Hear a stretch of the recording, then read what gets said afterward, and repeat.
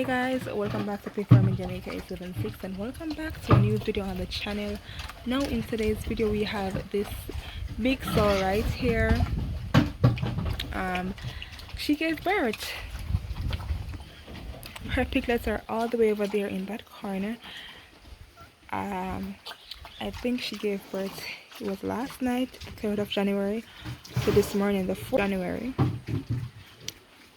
She gave birth to 11 healthy piglets.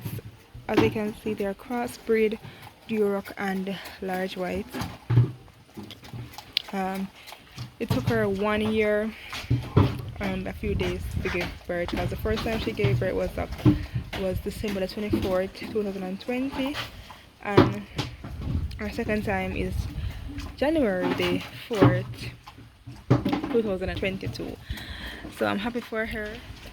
So let me just say that I did expect about 13 piglets from her, but having 11 isn't bad. Her first time she had 8, so you know, one step at a time. I'm really happy for her. As you guys can see, her breasts, she's really big. But yeah, and normally her pen would have been somewhere there, but we take her out and put her in the winners section because all of our winners is sold out. We have no winners right now available.